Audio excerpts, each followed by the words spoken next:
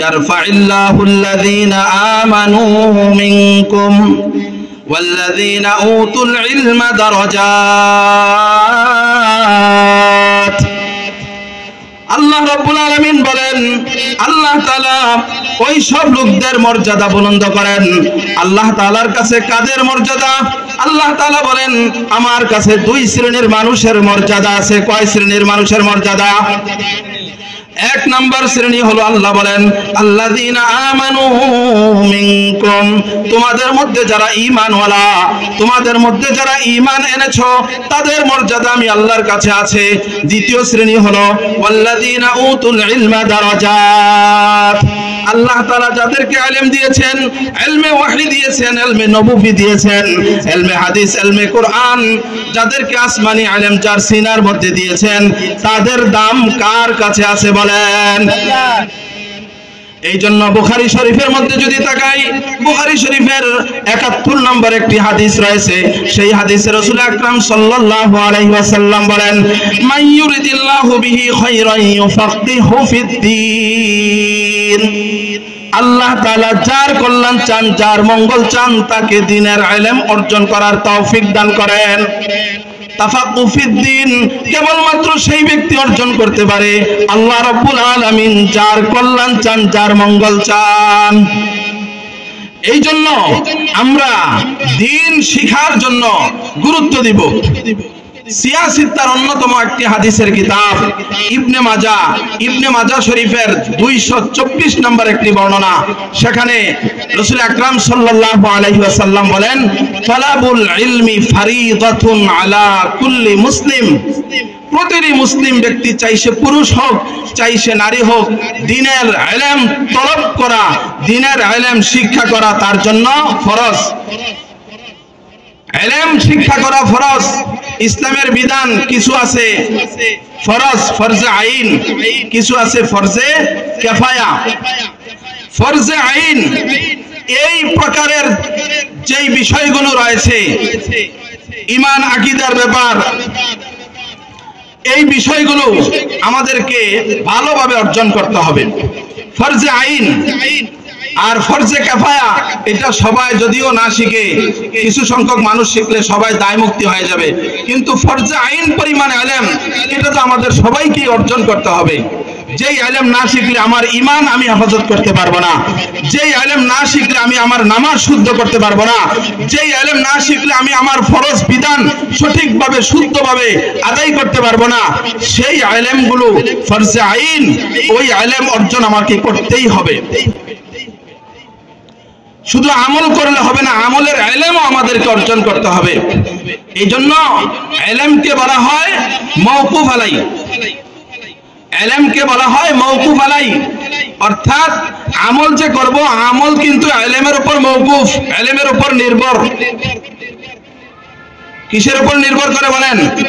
ইলমের উপর নির্ভরশীল। ইমাম বুখারী আলাইহির রহমা তিনি সহিহ বুখারীতে একটি শিরোনাম, একটি অধ্যায়, একটা বাব কায়েম করেছেন, বাবুল ইলমি ক্বাবলাল কওলি ওয়াল আমাল, যে সকল কথা এবং আমলের আগে আমাকে সেই বিষয়ের ইলম অর্জন করতে হবে। প্রতিটি আমলের আগে আমলের ইলম আমাকে অর্জন করতে হবে। কারণ ইলম যদি না শিখে আমি আমল করি তাহলে আমার এই আমল এটা ফাসেদ হয়ে যাওয়ার সম্ভাবনা রয়েছে। আমি তো জানবো না কোন আমলটা কিভাবে করতে হয়, তো আমি আমার মনমতো তরিকায় করলাম, দেখা গেছে এখানে ওয়াজিব ছুটে গেছে, দেখা গেছে এখানে ফরজ ছুটে গেছে। তো ইসলামের কোন আমল, যেমন নামাজ একটি আমল, নামাজের কোন ফরজ যদি, নামাজ আদায়কারী ব্যক্তির কোন ফরজ যদি তার ছুটে যায়, নামাজটা কি হবে বলেন? তো নামাজের মধ্যে যে ফরজগুলো আছে এগুলো কি আমরা শিক্ষা গ্রহণ করেছি? এগুলো আমাদেরকে শিখতে হবে। আর যদি দোস্ত আলেমের সাথে সুসম্পর্ক না রাখি, নূহ আলাইহিস সালামের জমানায় নূহ আলাইহিস সালামের কিস্তিতে যারা উঠতে পারে নাই তারা যেমন ধ্বংস হয়ে গেছে, হক্কানি একজন আলেমের সাথে যদি দোস্ত আমি সম্পর্ক কায়েম না করি, একজন আলেমকে যদি আমার রাহবার না বানাই, একজন আলেমকে যদি আমি পথ প্রদর্শক হিসাবে না গ্রহণ করি, মুহতারাম হাজিরিন, যেই ফিতনা ফাসাদের যুগ আসছে, এমন মতবাদে আমি পড়ে যাব, এমন আকীদা বিশ্বাস আমি লালন করব, এমন কথা আমার মুখ দিয়ে আমি বলে ফেলবো, এমন এক দলের মাথা হাতে আমি চলে যাব যে আমার ঈমানও বরবাদ, আমার সারা জীবনের আমলও বরবাদ হয়ে গেছে। এই জন্য মুহতারাম হাজিরিন, পবিত্র কোরআনে আল্লাহ তাআলা আমাদেরকে সতর্ক করে দিয়ে বলেছেন, ইয়া আইয়ুহাল্লাযীনা আমানুত্তাকুল্লাহ, হে ঈমানদারগণ তোমরা আল্লাহকে ভয় করো, ওয়া কুনু মা'আস সাদিকিন, আর সত্যবাদীদের সাথে থাকো। আহলুল্লাহদের সাথে সম্পর্ক করলে আহলুল্লাহ হইতে পারবেন। আলেম ওলামাদের সাথে সম্পর্ক রাখলে আপনি দ্বীনের অনেক ইলম, অনেক মাসাইল শিক্ষা গ্রহণ করতে পারবেন। সোহবতে সালেহ তোরা সালেহ কোনাদ, সোহবতে তালেহ তোরা তালেহ কোনাদ, সৎ সঙ্গে তোমাকে সৎ বানায় ফেলবে, আর অসৎ সঙ্গ তোমাকে অসৎ বানায় ফেলবে। এই জন্য দোস্ত কাদের সাথে আমরা চলি? ও যুবক ভাইরা, যারা তোমরা যুবক, তোমরা কাদের সাথে চলাফেরা করো? তোমাদের হাতে পায়ে ধরে বলে যাই, একজন আলেমকে বন্ধু বানাও। প্রতিদিন একজন আলেমের সাথে কমপক্ষে 10 মিনিট কথা বলবা। প্রতিটি মুসলিম পরিবার একজন আলেমকে মাসে কমপক্ষে একবার হলে দাওয়াত দিয়ে ঘরে আনবেন। শুধু আনবেন খাওয়ানোর জন্য না, তাকে এনে 20 মিনিট, 10 মিনিট, 15 মিনিট অথবা আধা ঘন্টা ওনার থেকে দিনই কিছু নসিহত শুনবেন। মহিলারা পর্দার আড়াল থেকে নসিহত শুনবে, পুরুষরা সামনে বসে নসিহত শুনবে। এইভাবে যদি প্রতিটি পরিবার, প্রতিটি ঘর এই আমল চালু করে, আর আলেমরা যদি এখানে এসে কিছু নসিহত করে, আমার মধ্যে হেদায়েতের নূর আসবে, আমার মধ্যে কোরআনের আজমত পয়দা হবে, আমার ঈমান বৃদ্ধি পাবে, আমি আমল করতে সহজ হবে। মানুষ আজকে নামাজি না, নামাজ পড়ে না, ঘরে পর্দা করে না, দ্বীনের উপর চলে না। কেন চলে না? আসলে তো দ্বীনের যে ইলম আমাদের দরকার, সেই ইলমটুকু আমরা অর্জন করতে পারি নাই।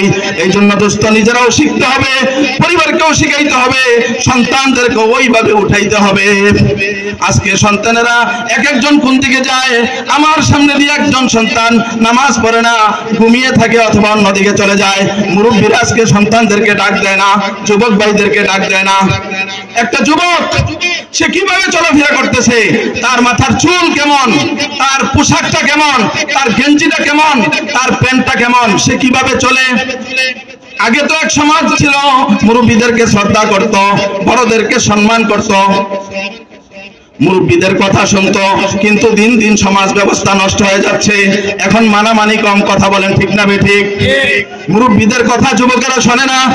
যুবক, তোমাদের হাতে পায়ে ধরে বলে যাই, তুমি যদি তোমার জীবনকে সাজাইতে চাও, তুমি যদি তোমার জীবনকে সফল বানাইতে চাও, তুমি যদি তোমার জীবনে শান্তি চাও, তোমার জীবনকে দামি বানাইতে চাও, তুমি যদি পরকালে কল্যাণ লাভ করতে চাও, তুমি যদি কবরে সুখে এবং শান্তিতে থাকতে চাও, তুমি যদি তোমার জীবনটাকে নবীর আদর্শে গড়তে চাও, তুমি মুরব্বীদের কথা শোনো।